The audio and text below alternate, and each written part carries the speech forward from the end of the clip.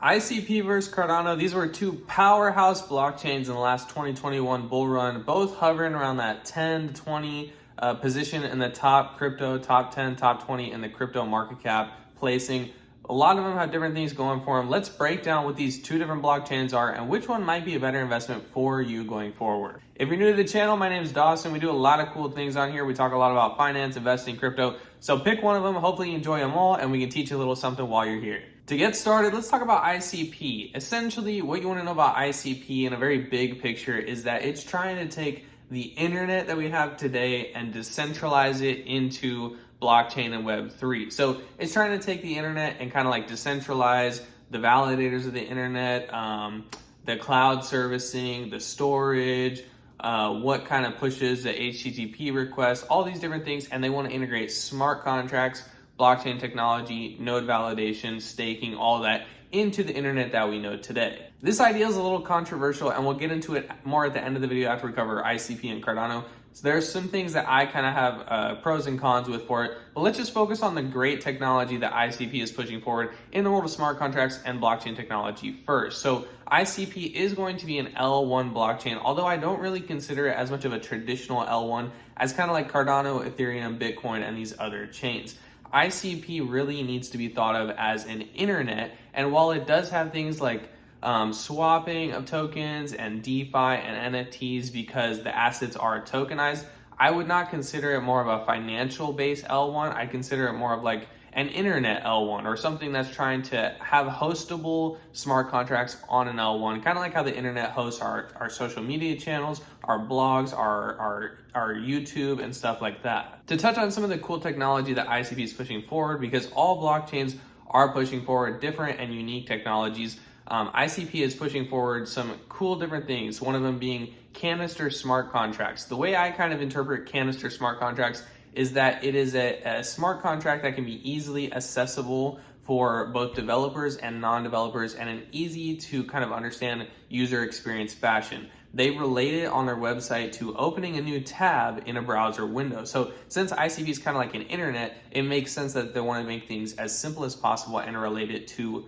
opening a tab in your browser. So smart contracts on ICP are canister smart contracts, and they're kind of able to be accessible via using the internet, if that kind of makes sense. Furthermore, they have other things. In their website, they talk a lot about digital identities, which makes sense given that they are kind of like an internet platform. So kind of like you have a Google account, you would have like an ICP account.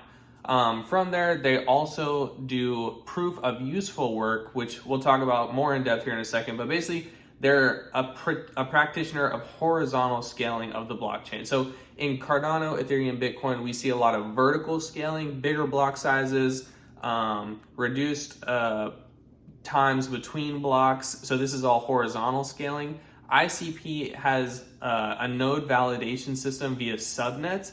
And in order to validate more transactions, they're adding more subnets with more nodes in a horizontal fashion. So the nodes and the block times and the throughput on a per block basis isn't changing. It's not scaling upwards. They're just adding more and more of it over time. Lastly, also, it's programmed in what I believe is called Matoku and then Rust as well. So you kind of get some EVM chain vibes from this, not really like Cardano and the UTXO method, but Rust-based, Matoku-based, kind of in line with that EVM code-based languages.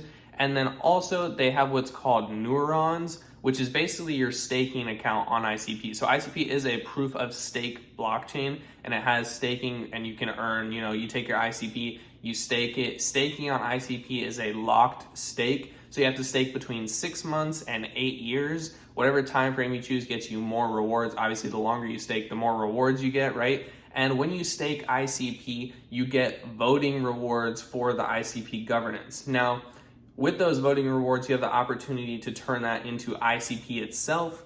And so you can take your voting rewards, turn it into ICP, and kind of fight some of that token inflation going on. Or if you want to leave your voting rewards as voting rewards, you can stake your ICP, get voting rewards, and then vote on how the blockchain is progressed forward in their NNS system. It's like Neuron Net Service or something, and you can use your voting power instead of turning that into ICP. Cardano, on the other hand, is a lot different. It is what I would consider a more traditional L1 blockchain, where its main goal is not to be an internet, but to be a financial layer one. This is right along the lines of Ethereum and Bitcoin. Cardano is heavily based on Bitcoin's kind of cryptography, inception, and principles. So it kind of has the ethos of a Bitcoin.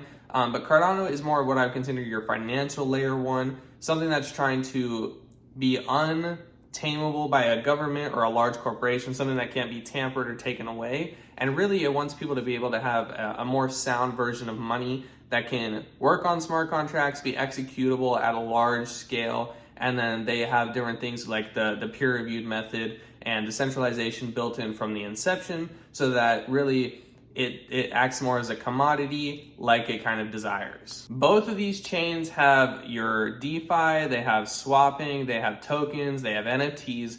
ICP, on the other hand, is trying to be like an internet social platform and a place where people can share things like on the internet and have hosting capabilities for whatever they're trying to use, data, social media, blogs, stuff like that. Cardano has all these same things, but it's trying to do it more from a financial layer one perspective. So its really core focus is to have sound money, non-debasable money, and then allow people to pay cross-border in an efficient manner, and while also being heavily secure via their Haskell language, peer review methodology, and having appropriate DeFi and loan capabilities for people using that money if they so choose. Now that we've kind of discussed both of these chains, I want to touch on which one would you possibly think is better. Now, I think this is a really tough and kind of a poor way to phrase it in this comparison, because really the two have totally different subjective use cases. Cardano is more of your Ethereum competitor, I would say, something that's trying to have a lot of new cryptographic ideas on top of it. So an L1 built with like scaling capability, security capability, decentralization built in. Its inception has ideas that allow more people to be involved, decentralization at the core, not a security, all these different things. Cardano has the ability for anyone to start a node, anyone to be a stake pool operator. Now, whether your stake pool produces blocks or not, that determines, based on your luck factor and stuff like that. But anyone can start a public or private stake pool. So a lot of ways to get a community involved and have people actively working to kind of manage and uphold the blockchain. They have catalyst voting, they have governance proposals. There's a lot of things that are on this side for Cardano that you see in traditional blockchain and in the earliest eras of what crypto is supposed to be about. ICP, on the other hand, is a totally different method of going about it. They have, for starters, the nodes are not applicable to everyone. In order to have this horizontal scaling, which is a good concept and I do think has merit in the scalability of it, which they're claiming is limitless scaling,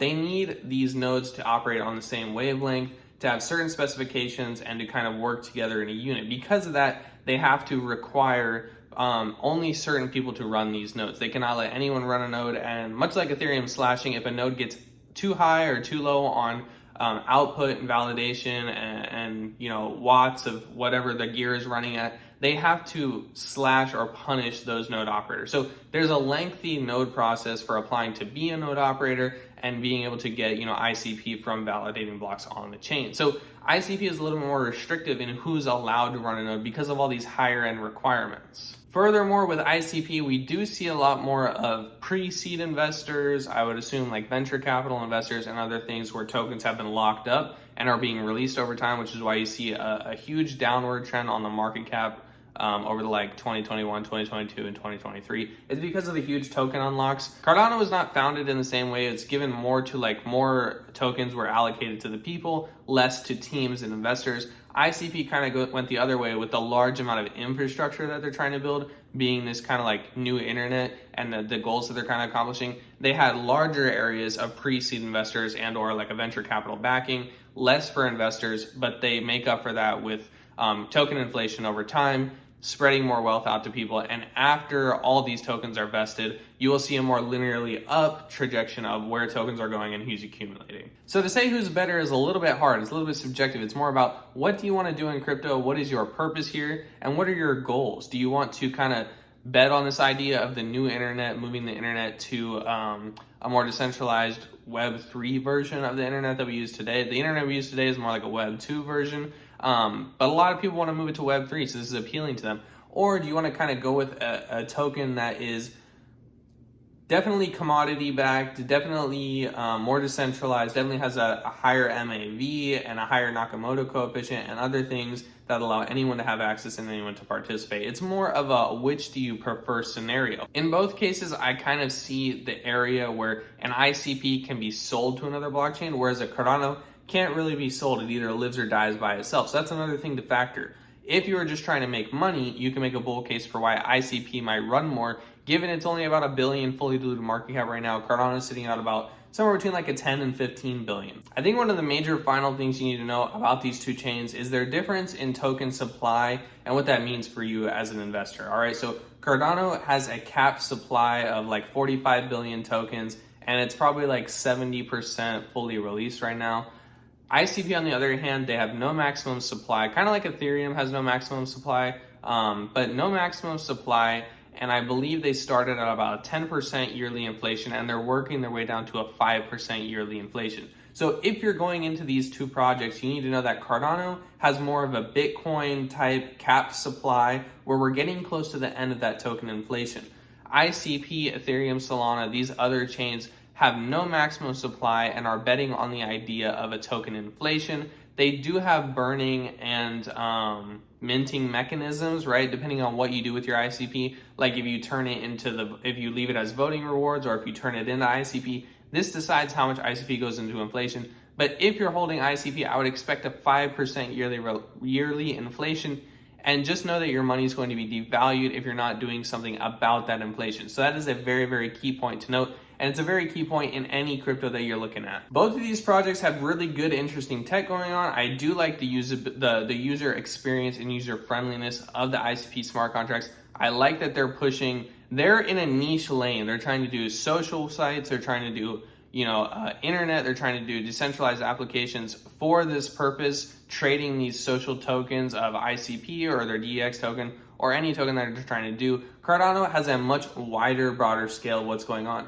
Inside of a Cardano, you could probably have a section of Cardano that is like this internet on Cardano. We have a lot of like DEX tokens, lending tokens, other types of tokens on Cardano, but you won't be able to see kind of like that layer one financial system on ICP. At least that's not how I prospectively view it. The comparison really boils down to, do you want a UTXO ledger base that's based on Bitcoin's proof of work model in its consensus mechanism, has peer review technology and a capped supply, or would you like to go into kind of the EVM Rust world where token inflation is kind of the core principle? They move fast, they build fast, they develop fast, and they have a lot of unique ideas. This is kind of in line with like AI tokens, internet tokens, privacy tokens. A lot of things are over on this side, and you kind of understand the inherent risks of all the other ones that are claimed to be Ethereum killers. That's kind of what ICP is. It has a very unique use case, and if it can solve it, it can do very well. But I do think that turning the internet into Web3 is going to be very, very difficult. Much like a lot of apps trying to turn social media into Web3 and all these other things, I just don't think that the world is kind of ready for that at this point. That's kind of my breakdown of Cardano and ICP. Let me know what you think about the two. Other than that, hope this video provided you value, and we will see you in the next one.